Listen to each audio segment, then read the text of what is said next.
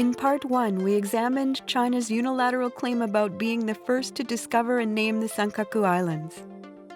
We also confirmed that the writings in navigation manuals and records of imperial title-conferring envoys form no basis for the claim. In Part 2, we will examine the unilateral claim that the Senkaku Islands had long been under China's jurisdiction. Specifically, we will look at its claim that 1. The Ming Dynasty placed the Senkaku Islands under its coastal defense to guard against pirates, and that 2. The Qing Dynasty followed the Ming approach and placed the islands under the jurisdiction of Taiwan Prefecture. But was this actually the case? First is the claim that the Ming included the Senkaku Islands in its coastal defense. China maintains that the Illustrated Compendium on Maritime Security, a tactical map compiled in 1562 by Zheng Riozhen, who was guarding against pirates during the Ming Dynasty, includes Daiyou Yu, referring to Uotsuri Island, and Chi Yu, referring to Taisho Island, in the area covered by the map. Upon closer examination, however, the island's relative location is in considerable disarray. First of all, although Taiwan is a large island, it is treated the same as other uninhabited islands and drawn as a remote island in the distant sea. The Illustrated Compendium on Maritime Security contains the complete map of the world, but even Taiwan is clearly not included within Ming territory. Furthermore, the History of Ming, a historical text covering the Ming Dynasty from its founding to its downfall, describes Jilongshan as among the foreign countries.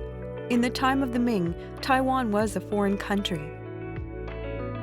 Moreover, we can confirm that even the Pescadores Islands, which are in the Taiwan Strait, tended to fall outside of Chinese control until the 17th century because Ming forces were largely unable to suppress pirates. Next is a coastal defense map produced in 1621 and included in the Treaties on Military Preparations compiled by a Ming tactician. As with the Illustrated Compendium on Maritime Security, China claims that this includes the Senkaku Islands within the Ming Dynasty's coastal defense. However, this document states coastal defense should prevent enemy attacks on the seas. Furthermore, inlet defense prevents enemy attacks at river inlets. This is established theory in warfare. Thus, it states that the bay mouths and river mouths on the mainland were places to meet enemy assaults, and the Chenchan Islands that were the entrance to Shanghai and Zhejiang Province were essential to coastal defense. This document also states that if the coast's perimeter is not defended, then bandits will quickly penetrate deeply. Would it have been effective to crack down on pirates by waiting offshore? The text points out the great risk of running aground in shallow waters and putting soldiers' lives in danger. The text states that since pirates were not always present far out at sea, the best policy was to meet the bandits in coastal waters or to prevent them from making landfall. In other words, the fundamental understanding at that time was that coastal defense was essentially conducted near shore, adjacent to populated areas.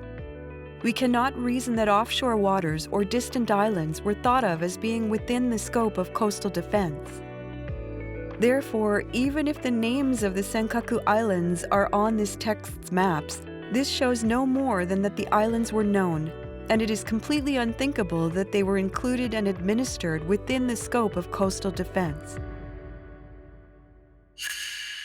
Next, we will examine the claim that the Qing followed the same approach as the Ming, that the Senkaku Islands continued to fall under coastal defense, and that the islands were under the jurisdiction of the local government of Taiwan.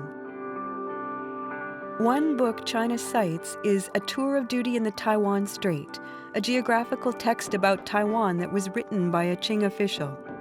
One section of the book, titled Military Preparations, states that 10 or so large ships can berth at Daiyou Yu Tai. However, this text lists the ports along the western, southern, and southeastern coasts of Taiwan in order.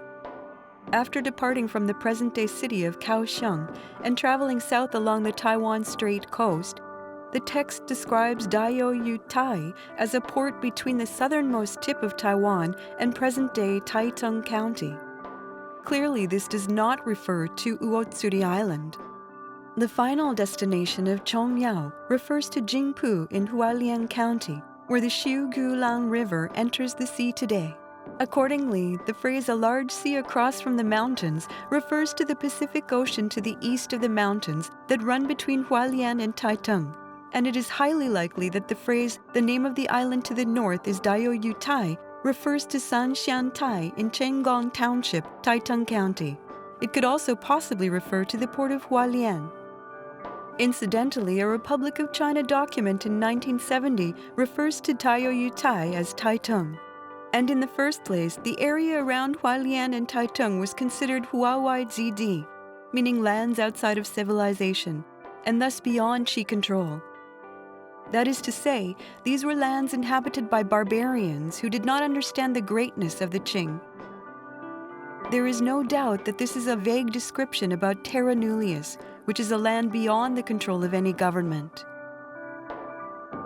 Judging from the descriptions of this region, it is completely unthinkable that the text would suddenly jump to a mention of Uotsuri Island, which is far to the northeast of Keelung, then considered the northernmost point in Taiwan. Thus, this mention of Daoyu Tai could not refer to the Senkaku Islands. This book also contains the following passage. Since Taiwan is a country that is surrounded by the sea and is basically mountainous, first one must defend the mountains if one is to maintain peace in the country. To maintain external peace, one must defend the seas. Defending the mountains is laborious but simple. Defense of the sea is difficult because its vastness makes it easy to miss the enemy. In other words, the understanding was that the defense of Taiwan was founded upon military force on land, and that exercising naval power with many vulnerabilities was not desirable. Other parts of this book state that defending harbors is of vital importance and indicate no thoughts about exploiting or administering the high seas or distant islands. Similarly, based on the recompiled General Annals of Fujian, written in 1871, China claims that the Senkaku Islands were given a strategic role in coastal defense and that it was under the jurisdiction of Kavalan District in Taiwan Prefecture.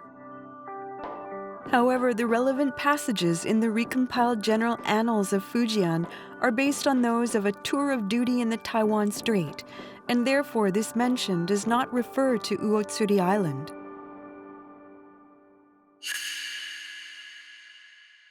As we saw before, regardless of China's unilateral claim that the Senkaku Islands were first discovered and named by China, and that they had long been under China's jurisdiction, there is no evidence whatsoever that China exploited the Senkaku Islands in any way or exerted control over them. Before the Meiji era, Ryukyu mariners and groups of pirates were the ones who were most active in the waters around the Senkaku Islands. Before the Meiji era, the Senkaku Islands were islands in a vaguely known space in the distant sea which government officials and soldiers had no intention of administering.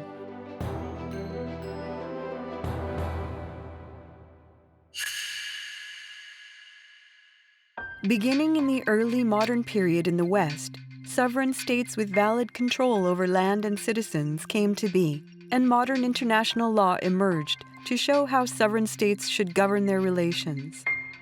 Then, in the late 19th century, as modern international relations from the West covered the Asia-Pacific region, Japan and the Qing dynasty gradually adopted international law. International law governing the oceans came to differentiate between territorial waters surrounding land and high seas elsewhere.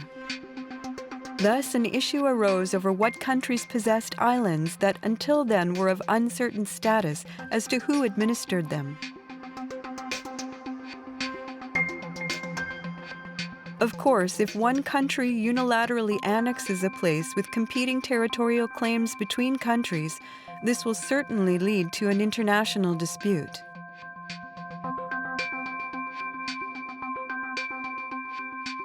However, with regard to land that nobody has administered or claimed for many years, when a country with a deep connection to that land begins to peacefully administer it without receiving an objection from anyone, international law recognizes that country's authority or sovereignty over the land and its territorial waters.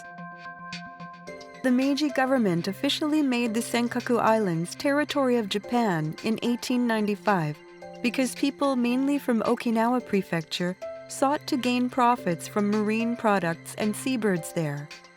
And the Japanese government felt the need to effectively administer these activities in the islands.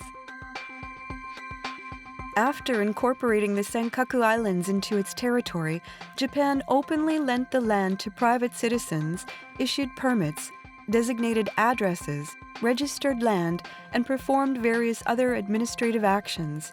Yet Japan received no protest from any country.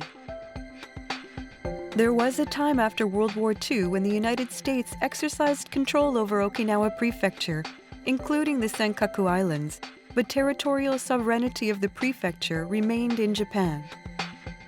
In 1972, Okinawa Prefecture was placed back under the control of the Japanese government. That is to say, sovereignty over the Senkaku Islands has been continuously under Japan since the 1895 incorporation into Okinawa Prefecture.